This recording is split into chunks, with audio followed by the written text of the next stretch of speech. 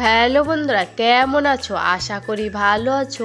আমিও ভালো আছি। এই দেখো বন্ধুরা, তোমাদের সাথে আজকে আমি শেয়ার করব আলু পটল দিয়ে এই গুচি মাছের রেসিপি।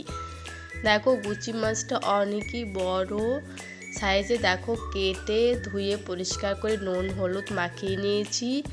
আর এখানে নিয়েছি পটল আলু। যারা পটল খেতে পছন্দ করো না, এরকম খেয়ে দেখবে, আশা করি ভালো লাগবে। এখানে নিয়েছি জিরের গুঁড়ো, লাল লঙ্কার গুঁড়ো, পেঁয়াজ বাটা, কাঁচা লঙ্কা বাটা, স্বাদ মতো নুন, 1 চামচ হলুদের গুঁড়ো, আর নিয়েছি ফোড়নের জন্য জিরে, তেজপাতা, শুকনো লঙ্কা। এখানে মাছ কড়াইতে তেল দিয়ে, সর্ষের তেল দিয়ে মাছটা ভেজে উঠিয়ে নিলাম। তারপর ওই তেলের মধ্যেই আমি পটলগুলো লাল করে ভেজে উঠিয়ে নিয়েছি। দেখো, আর আলুগুলো ভেজে উঠিয়ে নেব।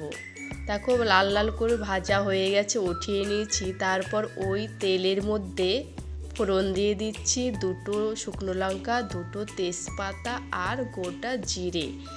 এগুলো দিয়ে ভালো করে একটু নাড়াচাড়া করে তারপরে দিয়ে দিচ্ছি এক এক করে মশলা। কাঁচা লঙ্কা বাটা, পেঁয়াজ বাটা, আদা বাটা।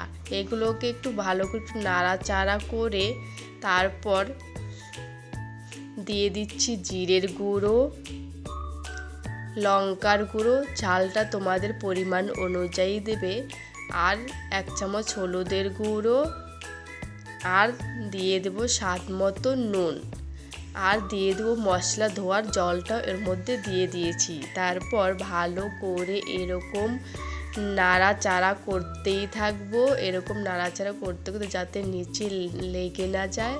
দেখো, মশলাটা কষানো হয়ে গেছে। তারপরে দিয়ে দিলাম ভেজে রাখা পটল আলুটা দিয়ে নাড়াচাড়া করে পরিমাণ মতন জল দিয়ে দিলাম। পরিমাণ মতন জল দিয়ে কিছুক্ষণ বাদে ফিরে আসছি। এবার গ্যাসের ফ্লেমটা একদম হাইতে রেখে ঢাকনা দিয়ে কিছুক্ষণ বাদে ফিরে আসলাম। দেখো, যখন ঝোলটা টকবক করে ফুটছে, তখন ভেজে রাখা মাছটা দিয়ে ভালো করে নাড়াচাড়া করে দিচ্ছি। আর এই গুচি মাছের তরকারি ভীষণই খেতে টেস্টি হয় আর খুবই ভালো লাগে। আর দেখো, তরকারিটা অনেকটাই শুকিয়ে গেছে আর এরকম হয়েছে, আর আমি নামিয়ে নিয়েছি। কেমন লাগলো ভিডিওটা বলবে প্লিজ কমেন্ট করে। যদি ভালো লাগে প্লিজ সাবস্ক্রাইব করে আমার পাশে থাকবে।